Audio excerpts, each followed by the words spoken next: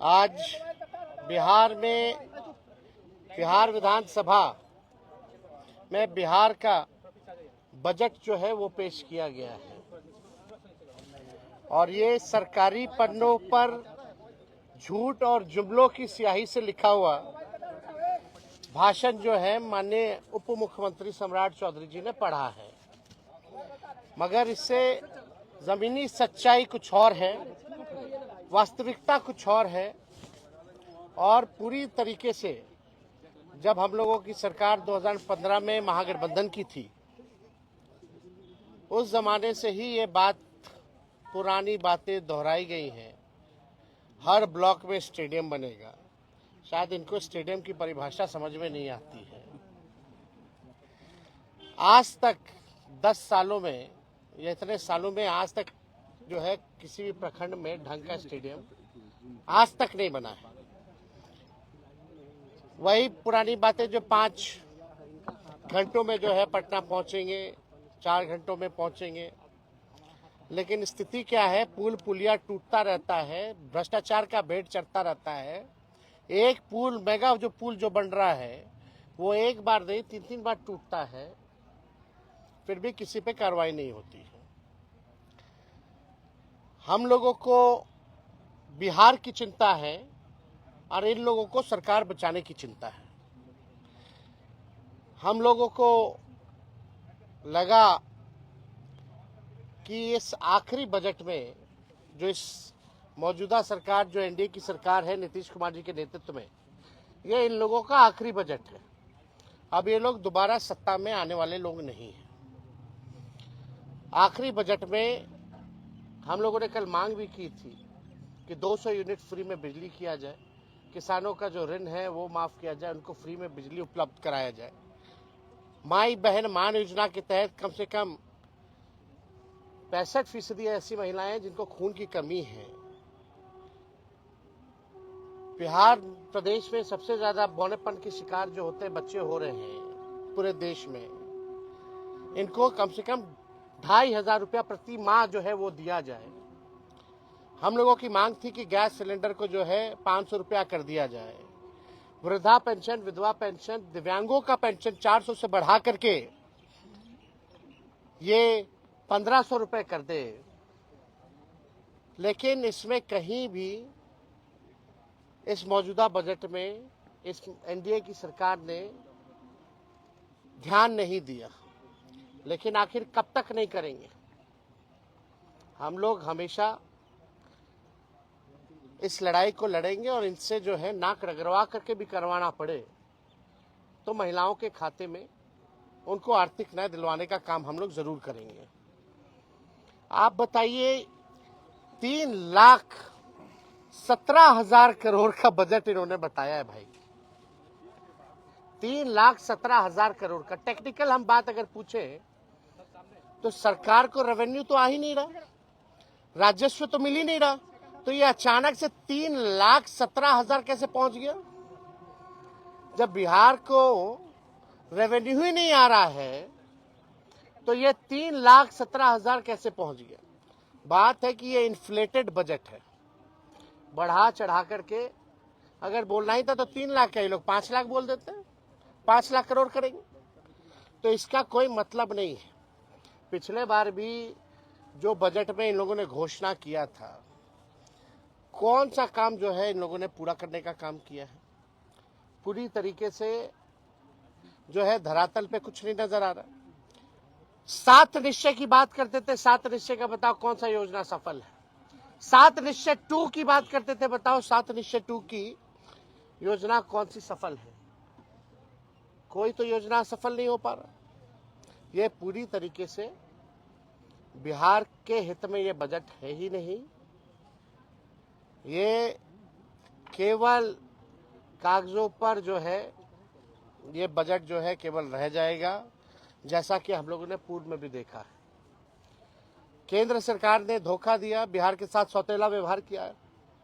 आप बताइए, बिहार में साक्षरता को बेहतर करेंगे कैसे? इस पे बजट में कोई प्रावधान नहीं है, बल्कि बिहार साक्षरता के मामले में सबसे फिसड्डी राज्य है। प्रति व्यक्ति आय बिहार सबसे पीछे है पूरे देश में। प्रति व्यक्ति निवेश बिहार जो है सबसे पीछे है, किसानों की आय में सबसे पीछे है, सबसे ज्यादा पलायन बिहार में है, सबसे ज्यादा गरीबी और बेरोजगारी बिहार में है।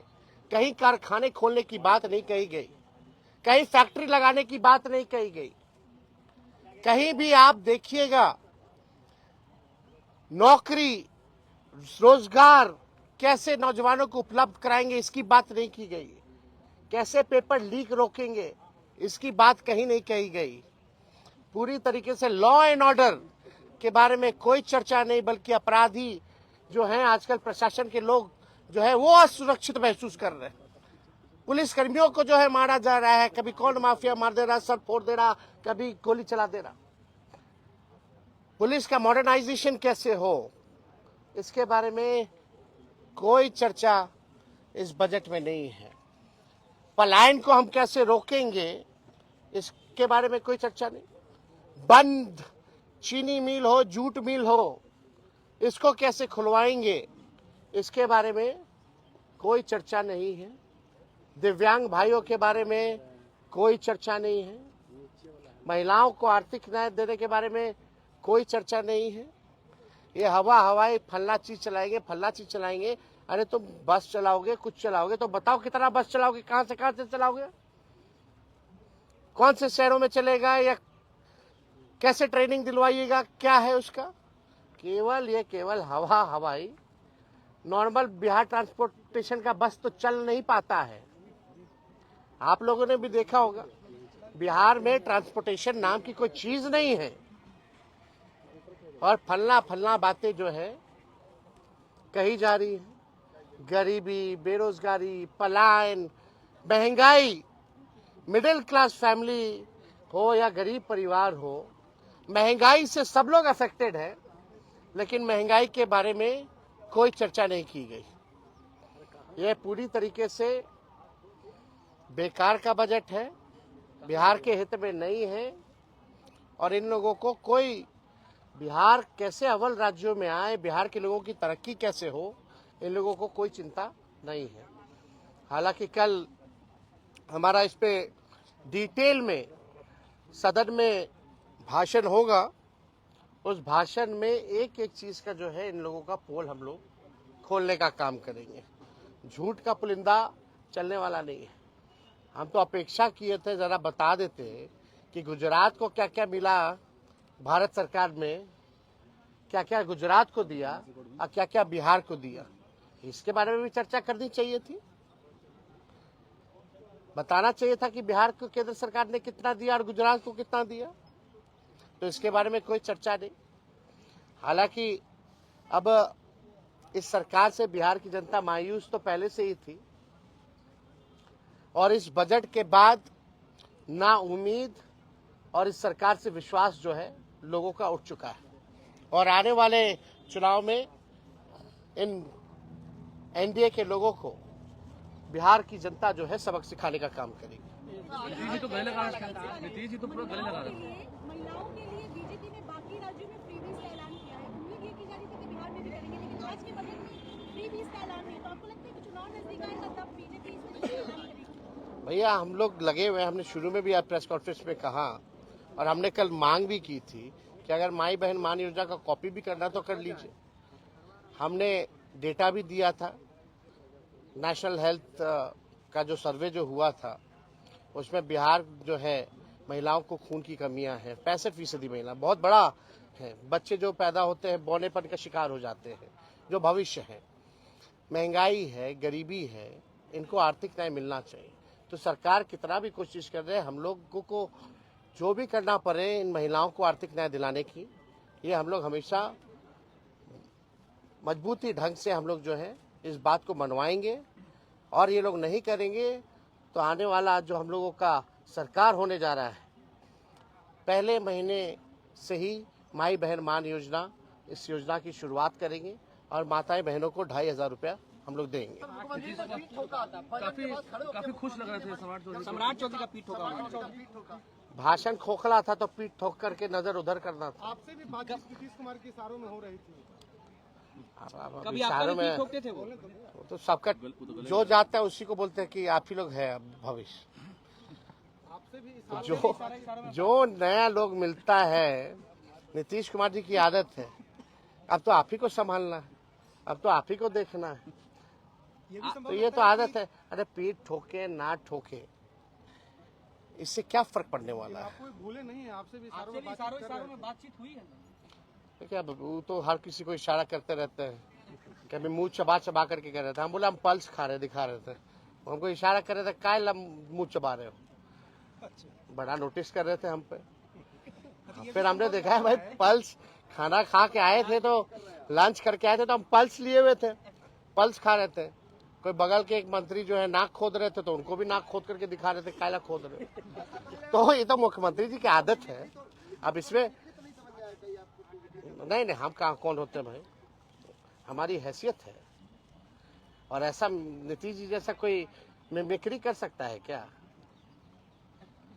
कोई नहीं कर सकता। अच्छा, ये संभव आपको लगता है कि चुनाव के कुछ महीने पहले फ्री बीज की कुछ घोषणा हो जाए जो आज नहीं हुई है? अब भैया आप उन लोगों से पूछिए, हम लोग तो चाहते थे यही सरकार कर दे, नहीं करेगी तो हम लोग करेंगे। सुनील सिंह मामले में सुप्रीम कोर्ट का फैसला आया, उसके बावजूद जो है सदन में प्रवेश नहीं किया जा रहा है। ये तो तानाशाही है ना भाई।